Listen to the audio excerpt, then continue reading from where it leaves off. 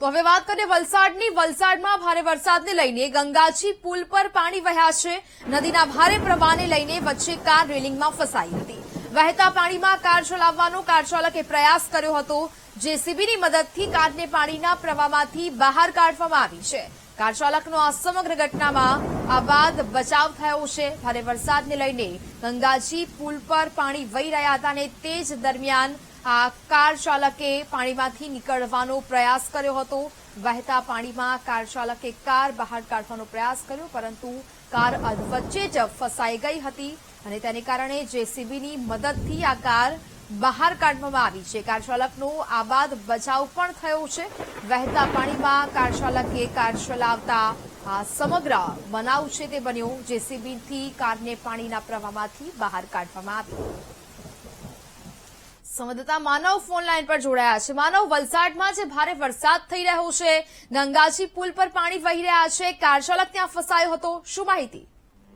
આપને જણાવવાનું કે વલસાડ જિલ્લાના તમામ તાલુકાઓમાં 5 થી 6 ઇંચ વરસાદ પડ્યો છે। આ જે દ્રશ્યો છે એ પારડી તાલુકાના પલસાણા ગામ પાસે જે રોહિત ખાડી આવી છે, એ રોહિત ખાડીમાં છેલ્લા 2 દિવસથી જે સારો વરસાદ છે તેના કારણે પાણી વધી રહ્યા હતા।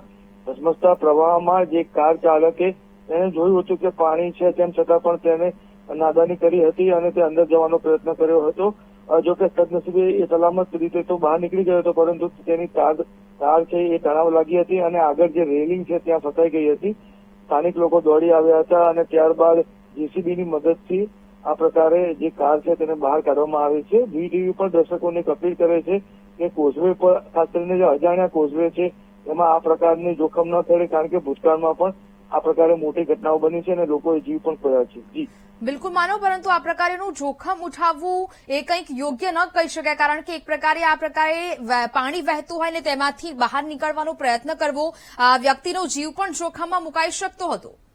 ચોક્કસ, કારણ કે જે પણ પાણી છે ને, કારણ કે જે કપરાડાના જે ધરમપુર જંગલ વિસ્તારોમાં પાણી આવતા હોય છે ને, એ પાણી ઘણીવાર અચાનક જ આવતા હોય છે। આપણને લાગતું હોય કે આ જે પાણી છે એ થોડું છે અને આરામથી પસાર થઈ જશે, પણ ઘણીવાર આ જે પાણી છે એ લો લેવલ ભેજવું હોય છે। ક્યારેક કેટલું પાણી હોય છે એ પણ ખ્યાલ નથી હોતો અને જે રીતે જે કાર ચાલક હોય કે બાઇક ચાલક હોય આ રીતે જોખમ ખેડીને જતા હોય છે અને ત્યારબાદ આવી ઘટનાઓ બનતી હોય છે।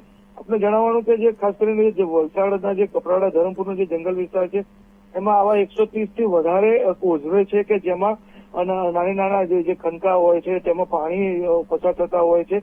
1-2 કલાકના વરસાદમાં આ ખનકાઓ હોય કે પછી નાના કોઝવે, લો લેવલ જે પુલ હોય એમાં પાણી આવતા હોય છે। જો 2-3 કલાક વરસાદ ન વરસે તો વળી પાછું એ પાણી ઓસરી જતા હોય છે।